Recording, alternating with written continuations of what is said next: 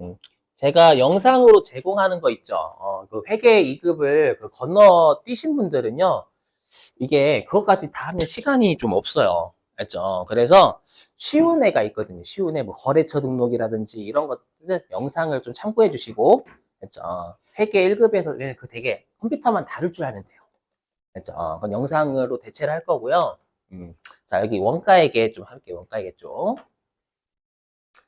자, 여기 원가회계까지 해야 시험에 4점짜리로 내는데 여러분들이 가장 어려워하시는 애가 있어요. 그 어려워하시는 게 분명히 있어. 그게 회계 2급 때는 안 배웁니다. 맞죠? 근데 여기까지 배워야 되는데 은근히 이게 좀 까다롭습니다. 어디를 고치면 어디에 영향을 받고 이런 것도 다 내가 그릴 줄 알아야 되거든요. 자, 그래서 일단 보실게요. 자, 원가회계는 일단 여러분들 처음 배우시는 거고 이게 공장의 회계입니다. 공장의 회계. 자, 공장의 회계도 이거 못합니다.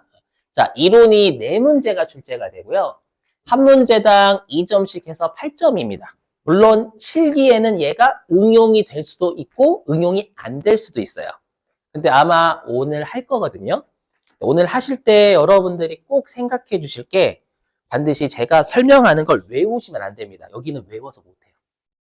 4점짜리를 외워서 못합니다. 제가 외워서 못한다라고 외워서 할 수 있잖아 이렇게 생각할 수도 있겠지만 뭔가 마인드맵을 그려나가야 되는 동네예요.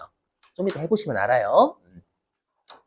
자, 그리고 이제 여러분들 원가에게는 요게 그 계산 문제가 나오니까 그 산수 싫어하시는 분들은 꽤 원가회계를 싫어하세요. 근데 여기는 여러분들 그 챕터에 비해서 나오는 부분이 반드시 정해져 있거든요. 그래서 원가회계를 처음 하시는 분들은 그냥 배우셨으면 계속 문제만 풀어보세요. 그러면 다 맞으실 수 있어요. 설명이 길었고, 자 보시죠 일단.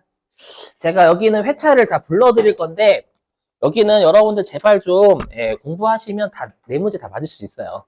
자 보시면 일단은 자 보시죠. 일단 원가액의 목적.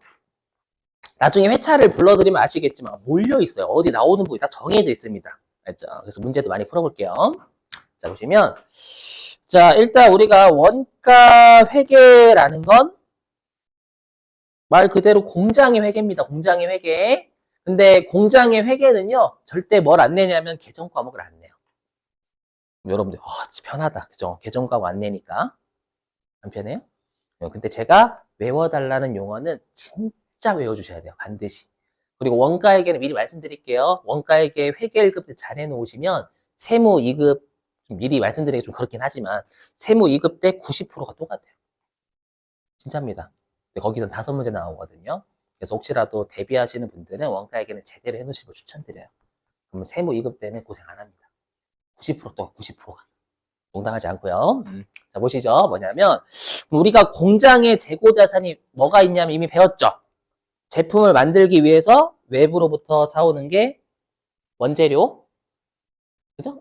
그리고 완성이 안 된 걸 제공품, 그죠? 그리고 얘가 완성이 되면 제품. 요거에 대한 원가 정보를 제공한다라는 거예요.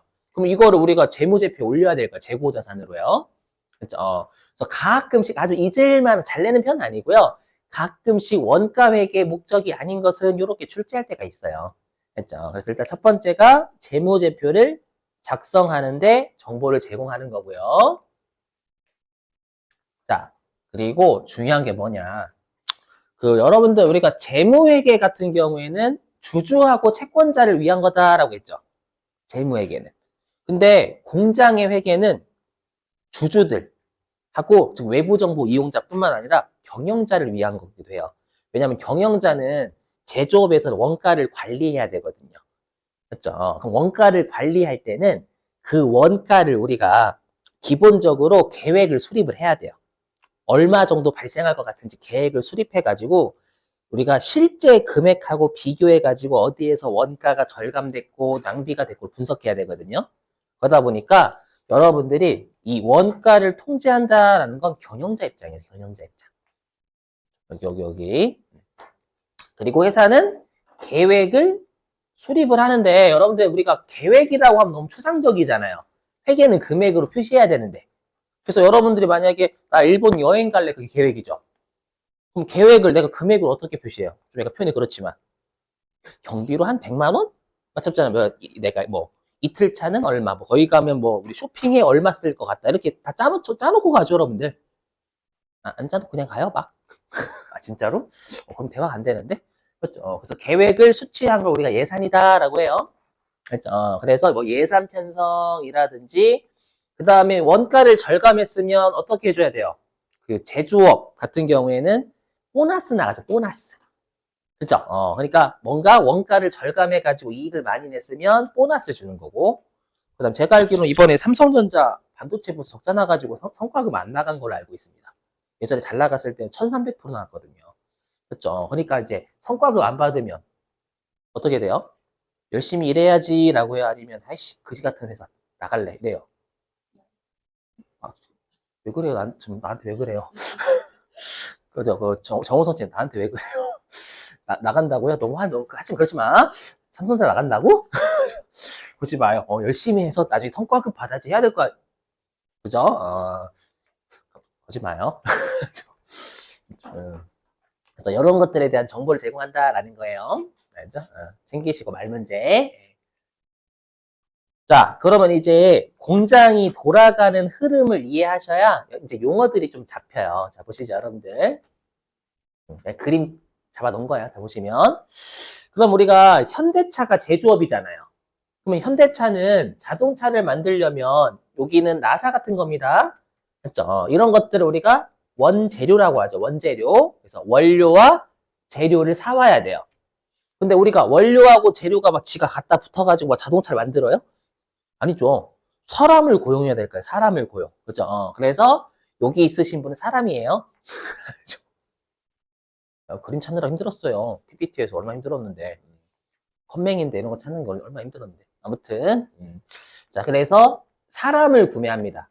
근데 사람을 구매하는 거예요? 엄밀히 사람의 노동력을 구매하는 거예요? 노동력을 구매하는 거잖아요. 그래서 일단 사람의 노동력을 산 겁니다, 여러분들. 맞죠? 돈 안 주면 일 안 합니다. 누가 일을 해, 그죠? 자, 그 다음에 그럼 사람하고 재료만 있으면 가능해요? 제품 만드는 게? 불가능해요. 옛날이나 가능한 거. 옛날에 뭐 조선시대나 막 나무 의자나 가능하지. 맞죠? 근데 자동차를 만들려면 설비가 필요하죠. 건물도 필요하고, 공장도 필요하고, 기계도 필요하고, 그다음에 전기도 필요하고, 수리도 해야 되고. 맞죠? 그래서 각종 생산 설비. 맞죠? 그리고 여러 가지 용역들. 맞죠? 요런 것들이 필요하단 말이에요. 요런 것들도 사야죠, 여러분. 그죠? 사가지고 이제 자동차를 만듭니다. 자, 만들어요. 근데 자동차 완성된 그림 못 찾아가지고 이걸로 대체할게요. 검색했더니 이거밖에 안 뜨더라고. 왜? 자, 미안요. 컨셉을 잘못 잡았어. 잘못 잡았어요. 나중에 혹시 뭐지, 수강편 남길 때 컨셉 이상하게 잡으셔. 이상하다고 하지 말면 안 돼. 선생님 또라이라고 한번 어떤 분이 적으신 적이 있어요. 또라이라고 적으셔가지고. 당황해가지고 다행히 HR대를 안 적었는데, 학원에다가 또라이라고. 네, 원장님 보여주면서 웃어 넘겨줬는데, 당황스러워가지고. 자, 아무튼, 그래서 일단 자동차를 만들어서 팔죠. 팔면 돈이 들어와요. 돈이 들어오면 다시 구매란 이런 순환 구조를 거친다라는 거예요. 맞죠? 그럼 여러분들이 여기에서 좀 헷갈리시는 건 얘네들이죠. 뭐 재료를 사는 건 이해되는데 사람의 노동력을 사거나 그 다음에 생산 설비를 하면 이제 얘네들을 투입해서 생산하는 거잖아요. 맞죠? 이제 요거에 대한 용어를 배우시게 될 거고 가끔씩 어떤 분들이 계시냐면 선생님 저는 공장에서 일 안 할 건데요. 그냥 원가 얘기 하다 보면 막 사람이 지쳐요. 미리 말씀드리면 계산 문제가 많으니까 저거 안 할 건데 공장에서 일 안 할 건데 그럼 나중에 여러분들이 사무실이나 세무사 사무실이나 법인이나 기업에 취업하시면 제조업 장부 볼까요? 안 볼까요? 보겠죠. 그럼 그때 저는 원가에게 포기했으니까 다른 사람한테 주세요라고 하면 회사에서 그럴까? 라고 할까요? 나가라고 할까요? 나가라고 하지 않겠죠. 그죠? 그래서 공장 회계를 배우는 거예요. 우리나라 어쩔 수 없이 제조업 기업이에요. 맞죠? 삼성전자, 현대차 이런 다 제조업체잖아요. 어쩔 수가 없어요. 맞죠? 그렇기 때문에 원가에게 포기하시면 안 됩니다, 여러분들. 자, 됐고.